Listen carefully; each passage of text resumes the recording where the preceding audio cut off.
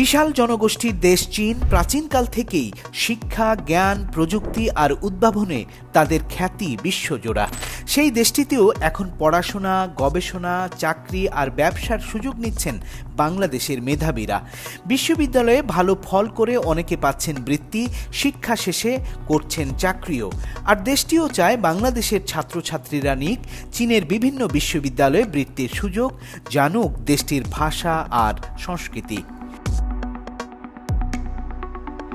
এ নিয়ে চীনে পড়তে গিয়ে কৃতিত্ব দেখানো জয় রায়ের সাথে কথা বলেছি আমরা। তার কাছ থেকে জেনেছি চীনে পড়াশোনা করতে যাবার পদ্ধতি, বৃত্তি পাবার সম্ভাবনা, সংকট উত্তরণের উপায়। কিন্তু আপনি জানেন কি, 1000 বছর আগে পৃথিবীতে চীনা মাটির বাসনকোসনের আবির্ভাব ঘটেছিল এই চীন দেশে, যারা আবার নিজের দেশকে চীন নামেই ডাকে না। আবার বাংলাদেশকেও বাংলাদেশ নামে জানে না চীনের মানুষ। বাংলাদেশ থেকে চীনে যাওয়া শিক্ষার্থীর সংখ্যা বাড়ছে দিনকে দিন। চীনের শিক্ষা মন্ত্রণালয়ের 2018 সালের রিপোর্ট বলছে, তখন 10,735 জন শিক্ষার্থী পড়াশোনা করছিল দেশটিতে। তবে সম্প্রতি বাংলাদেশ চীন ইয়ুথ স্টুডেন্ট অ্যাসোসিয়েশনের তথ্য বলছে সেই সংখ্যা এখন বেড়ে হয়েছে 12,000। 2018 থেকে 2025 পর্যন্ত শিক্ষার্থীদের সংখ্যা বেড়েছে শতকরা 15 থেকে 20%। কারণ হিসেবে বলা হচ্ছে চায়না গভর্নমেন্ট স্কলারশিপ ও বেল্ট অ্যান্ড রোড স্কলারশিপের মতো সুযোগ। 8 বছর আগে চীনে থাকা এক বন্ধুর পরামর্শে কুনমিংয়ের ইউনান বিশ্ববিদ্যালয়ে বিজনেস অ্যাডমিনিস্ট্রেশনের আন্ডারগ্রেডে পড়তে যান নাটোরের ছেলে জয় রায়। ইউনান ইউনিভার্সিটি আমি তো ব্যাচেলার করতে চাচ্ছিলাম, তো আমার মেজর ছিল বিজনেস অ্যাডমিনিস্ট্রেশন। আমার ব্যাকগ্রাউন্ড বিজনেস, বাংলাদেশে যেটা বলে কমার্স। তো ওখান থেকে আমি চায়নাতে আসি বিজনেস অ্যাডমিনিস্ট্রেশনে বিবিএ করার জন্য। জয় রায় জানালেন, চীনে আছে পৃথিবীর সেরা বেশ কিছু বিশ্ববিদ্যালয়, মাঝারি মানের বিশ্ববিদ্যালয়ের সংখ্যাও কম নয়। তাছাড়া পড়াশোনার খরচও তুলনামূলক কম। পার ইয়ার আপনার টিউশন ফি প্লাস অ্যাকোমোডেশনের জন্য পে করতে হচ্ছিল 5000 ইউয়ান। তো বাংলাদেশি টাকায় ওই টাইমে মোটামুটি পড়ে যাচ্ছিল 80 থেকে 90,000 টাকার মতো পার ইয়ার। অনেকগুলো ইউনিভার্সিটি আছে চায়নার টপ ইউনিভার্সিটির মধ্যে। বাংলাদেশের কথা যদি বলি, হয়তো বাংলাদেশের কোনো ইউনিভার্সিটি টপ র্যাঙ্কিংয়ে, ওয়ার্ল্ড র্যাঙ্কিংয়ে 2000-এর মধ্যেও নাই। তো আমি যেখানে ইউনান থেকে কমপ্লিট করি যে ইউনিভার্সিটিটা, ওই ইউনিভার্সিটির র্যাঙ্কিং ছিল আপনার 900-এর মতো। আমি যেখান থেকে মাস্টার ডিগ্রি কমপ্লিট করি, ওই ইউনিভার্সিটির র্যাঙ্কিং ছিল আপনার 200-এর মধ্যে। তাহলে দেশটির বিভিন্ন বিশ্ববিদ্যালয়ে পড়াশোনা করতে চাইলে কিভাবে নিতে হবে প্রস্তুতি?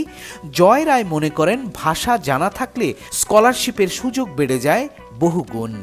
অনেক ফ্যাসিলিটিস আপনার স্কলারশিপ পাওয়া যায় অনেক ইজিলি এইখানে। ওরা চায় যে আপনার বাইরের দেশের থেকে ভালো ভালো স্টুডেন্টগুলো ওদের ইউনিভার্সিটিতে আসে ওদের কালচারটা অ্যাডপ্ট করুক, ওদের চাইনিজ ল্যাঙ্গুয়েজটা অ্যাডপ্ট করুক।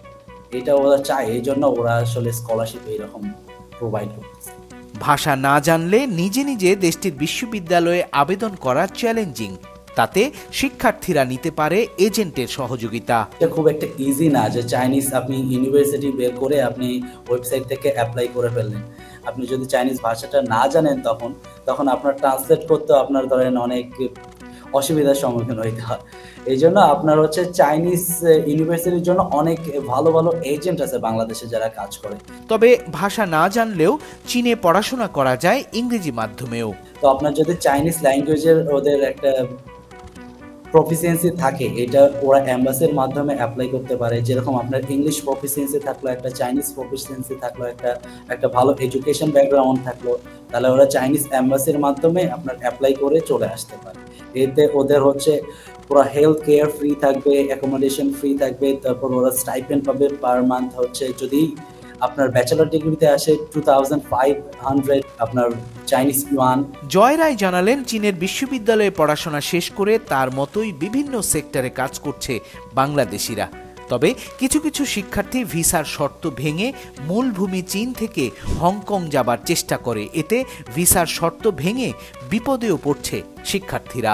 প্রচুর পরিমাণ মানুষ ওরা ইলিগালি বোট দিয়ে হংকং যাওয়ার চেষ্টা করে, যায় ওইখান থেকে আর আসে না। প্রচুর পরিমাণে মানুষ ধরা পড়ে ওরা এই চাইনিজের প্রিজনের মধ্যে আছে আপনার আমার অনেক ফ্রেন্ড আছে যে ওদের হেল্প করে, যে এরকম ওরা তো কিছু ভাষা টাষাও পারে না, ট্রান্সলেট করার জন্য ওদের যাই হেল্প করতে হয়। যে জয় রায়ের পরামর্শ, দেশের শিক্ষার্থীদের চীনে থাকাকালীন এমন কোনো কাজই করা উচিত নয় যাতে নিজের কাজের কারণে বদনাম হয় বাংলাদেশের।